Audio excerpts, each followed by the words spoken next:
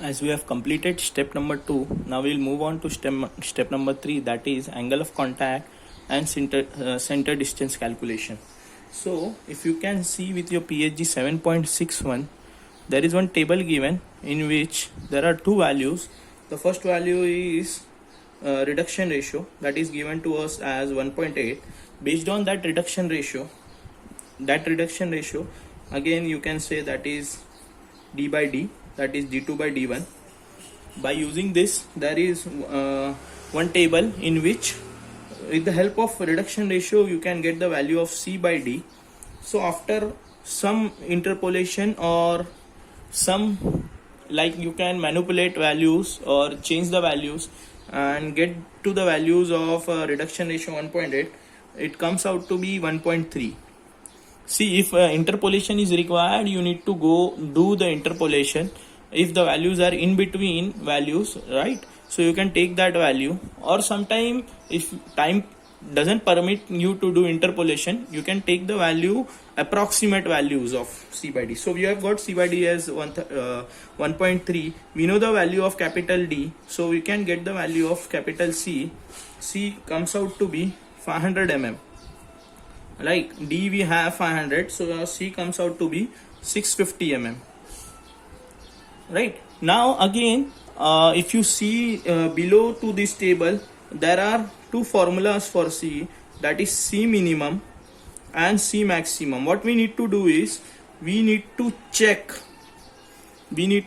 check the value of center distance which we have got from C by D ratio, and this value of C should fall in the range of C minimum and C maximum. If it doesn't falls in the range of C minimum, C maximum, then we have to take one value between the value of C minimum and C maximum, and then we have to proceed further. So what is the formula? The formula says 0.55 times D plus D into T, right, plus T. If you can see this, all these formulas are available on, both the formulas of this are available on 7.61 just below the table, 7.61. And if you see this, this is 2 times of D plus D. So if you calculate this value, the C minimums come out to be 434 mm and the C maximums comes out to be 1560 mm. So what you can say is, since C minimum is less than or equal to C and it is greater than C max is greater than C, therefore our calculated center distance is perfect, or you can say it is in range. So we don't need to change this. If it doesn't fall, that this C doesn't fall in this range, then you have to change and get this value somewhat in between these two. Right, now using this center distance, we can move on to find the value of arc of contact or angle of contact. That is again given on 7.54. There is one formula of arc of contact, that is 180 degree minus D by D upon C into 60. Right, so this value, if you put the value of D 500 minus 280 upon 650, the theta comes out to be 159.6 degrees. So remember one thing,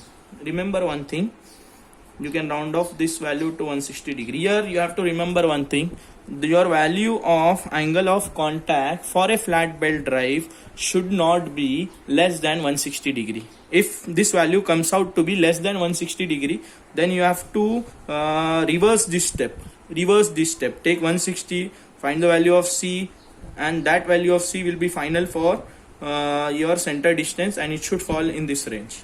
So mostly this will come in range, but if suppose it doesn't come, then you have to go for reverse of this step. So this should be greater than 160. Your theta for a flat belt must be greater than 160. Must be greater than 160 or 160 at least for a flat open belt drive, right? So now we move on to the next step, that is calculation of length of belt. calculation of length of belt. And if you can see, there is again one formula on PHG 7.53. So you can use that formula. Basically, if you see, this design is very simple. All the formulas are available in PHG. So the formula say reads 2c plus pi by 2 d plus d plus d minus d the whole square upon 4c. This formula, as it is there in the PHG, you have to take it, substitute all the values of c, d and c. You will get the value of length as 2543.83 mm. This is the length of belt for a flat belt drive, right? This is the length of a belt for a flat belt drive. So you have to actually take a standard value of the length for a flat belt drive. As such, there is no standard value of a length, because what we can do is, if the length increases because of slip and creep, what we can do is we can cut and we can reduce the length, and then we can crimp like it is a procedure of joining the belt. So since this is in the decimals, what we can do is we can select a length of the belt which is less than what we have calculated, because we cannot increase the length of the belt. If the length of the belt is increased by some point also, it will be creating the problem of slip and creep, right? So taking a smaller length, selecting a smaller length so that the problem of slip and creep will be avoided. So selecting one length, smaller length from the one which we have calculated, a bit smaller, not too smaller. Then we will move on, that is to the next step. What we need to do is, now we are done with the calculation of length, center distance and arc of contact. Now we'll see the tensions in the belt. This will be tensions in the belt is required for some further calculation of design of the belt and selection of material of the belt. So we will go on for tension in the belt. As I already told you that we have selected the tight side and the slack side for the belt. This is required in this step. So we know that is the formula of tension, that is T1 by T2 is equal to e raised to mu theta is the one formula, and the other one is the power is equal to T1 minus T2 into velocity. By using that two formulas, we can get the tension on the tight side and the slack side. So as we have theta, that is 160 degree, you have to just convert the theta into radians. Theta we have 160 degree, convert into radians. So in radians you will get some value of theta. In radians you will get, after getting that value of theta in radians and using mu in the range of 0.1 to 0.4,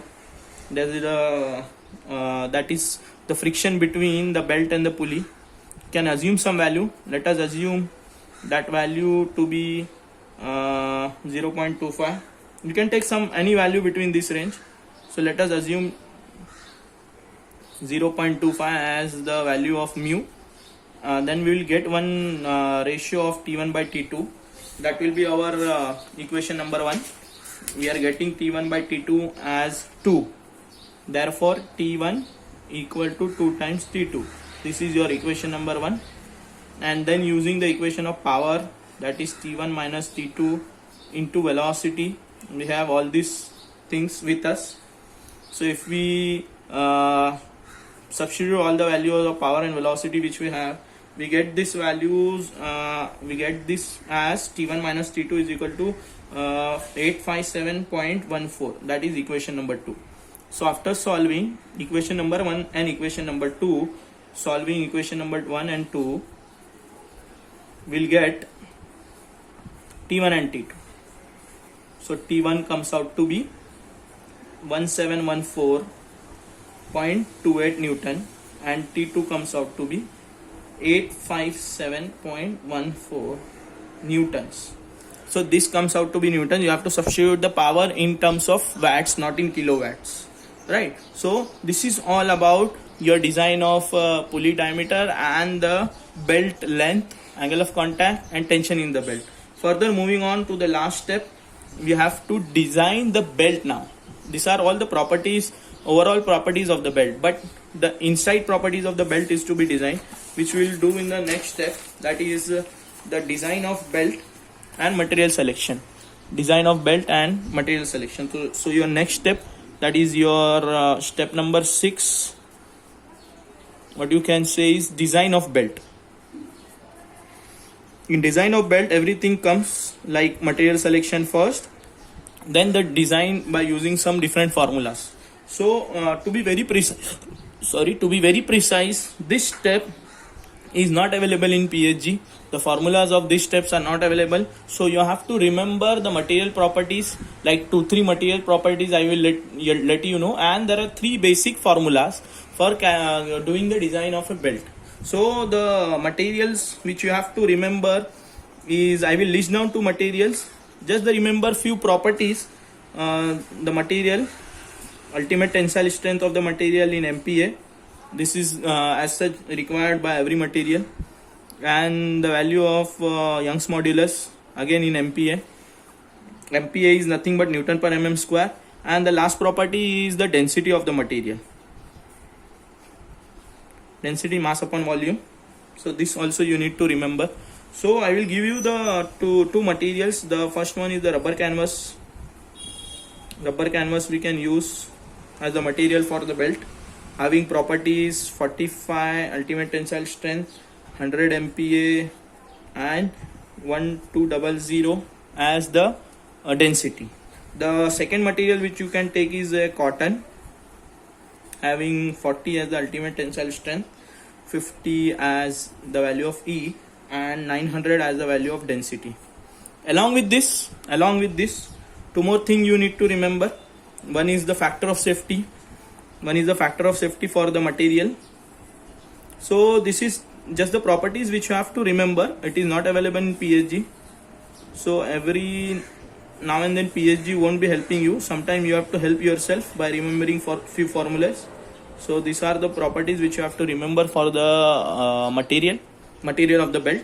And along with this, you have to remember factor of safety, that is you can take maximum up to 10 factor of safety. We can reduce this value if required. And sigma inverse, this is used, this is required in one of the formula of calculation of design of belt. So that is directly we have to remember these 2 values. Again you have to remember. So what you can do is we can add one row here and there, and you can get directly sigma inverse. If you can add, you can get sigma inverse that is directly related to ultimate tensile strength, not the design strength. So these are the materials. You can take any one for now. So for our design, let us selecting any one material. Let us take rubber canvas and proceed. Selecting rubber canvas as the material for our belt. So the properties of rubber canvas will be as stated above, that is sigma ut will be 45, E will be 100, rho will be 1200. If you take factor of safety, then your design stress will be ultimate tensile strength divided by factor of safety. So that will be 45 divided by 10, that will be 4.5 MPa. That will be your design stress, right? And your sigma inverse will be 0.2 times of 45, that will be 9 MPa. 0.2 times of 45, that will be 9 MPa, right? So this is what is required. Does the design stress is to be calculated using the material properties. We have selected rubber canvas for our selection, for our design of belt, right? Now as I said you, there are 3 different formulas. One by one we will use. It can be used as per the data given to you. So for now our life is given, so we will use the first formula in which the life is involved, that is number of cycles the belt can rotate or the belt can sustain using the life of the belt. So this is the formula that is not again available in your PhD. This you have to remember. So if you this is your number of cycles of the belt, number of cycles depending upon life of the belt which is given. If suppose life of the belt is not given to us, then you have to follow the inverse procedure what I am showing you. If it is there, then you have to use NB first, number of cycles we will calculate. Then from number of cycles we will find maximum stress your belt can handle. which has to be compared with the design stress of the belt, and then we will calculate the thickness of the belt, or we can calculate the width of the belt. Thickness is already with us, so this is there. So now we have all the properties, and this is nothing but NP is nothing but number of pulleys. So our system is having 2 pulleys, so we will take number of pulleys as 2. So let us substitute the values. That is 21 meter per second, 2.543 in meters. Now we are writing there, we have calculated in mm, then 1800 is given to us. Since life is given, we are using this formula first. So now your number of cycles your belt can sustain, or belt can do, number of cycles the belt can rotate without failure, that comes out to be 107.2 10⁶ cycles, right? So these are the number of cycles which your belt can rotate without failure with this life. So now the second formula which you have to use is based on NB, that is number of cycle raised to 10 upon 10/7 into sigma inverse upon sigma max, that will be raised to m, where m is a factor which will be 6 for flat belt, and which will be 8 for V belt, right? This will be 6 for flat belt and 8 for V belt. So these formulas will remain same for flat belt and the V belt for design of a belt. So now we have NB, we have sigma inverse. By substituting all the values, you need to get your sigma max, and this should be less than your sigma, that is a design stress. If that is not the case, you can reduce your factor of safety and bring your sigma into the range of sigma max. So after doing this, we are getting something sigma max as 6 MPa, and our design stress is 4.5. So we have to play with the factor of safety and bring this sigma into which should be greater than 6. Then only the design will pass. So 45 divided by 8 4. We have to decide accordingly. Since sigma max is greater than sigma, therefore reducing factor of safety, because 10 factor of safety is too much. Your factor of safety for a belt should be like in the range of 2 to 3 minimum, it can be, right? So if our factor of safety is reduced half, if factor of safety is reduced,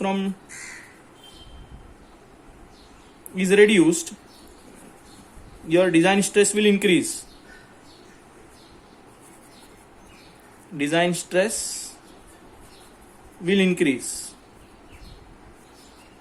So let us take factor of safety as 5, therefore design stress will be doubled. If it is 5, so that will become 9 MPa. Since sigma max is less than sigma, which is 9, therefore design is safe. See, the factor of safety we have taken as maximum up to 10. You can reduce it, but it should not go beyond 3. Factor of safety should not go beyond 3, and ultimately it will pass in factor of safety is 5. So this is done.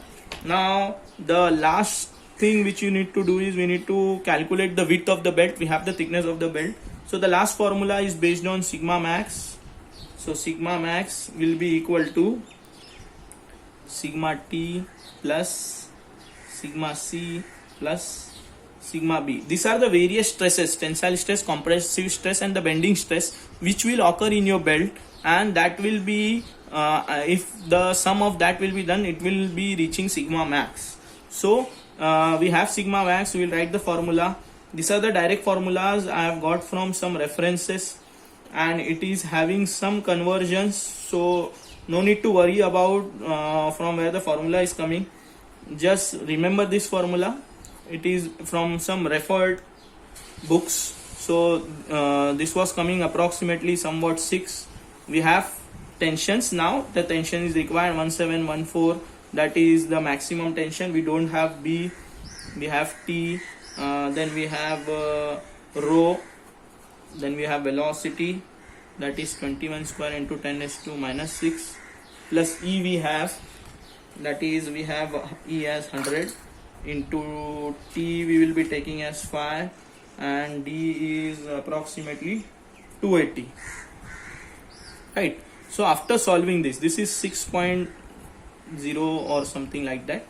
That is the value of sigma max. Here we have calculated in MPa. So after solving all this, you will get the width of the belt.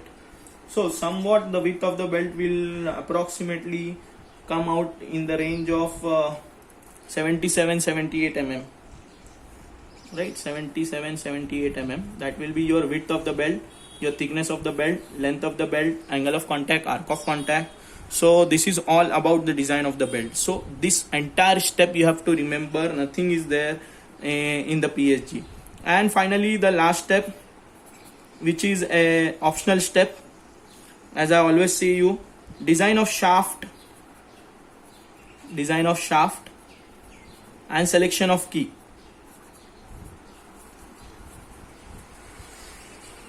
Why shaft is required? Shaft is required to attach your pulley. Pulley is like mounted on the shaft, and to engage both we require key. So design of shaft, as already I have told you how to design in the very first lecture of design of spur gear. The same way you have to design the shaft, like taking into consideration the torsion and the bending and equivalent load, and assume some formula. So actually this is a completely optional step.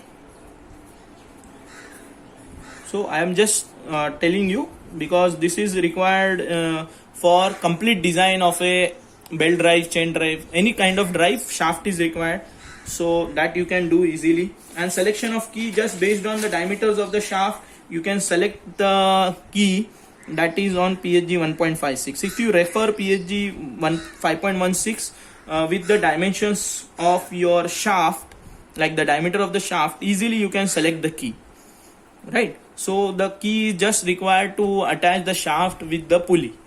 Okay, so this is optional step. Do it only when it is asked in the exam, right? Okay, thanks for watching. Bye.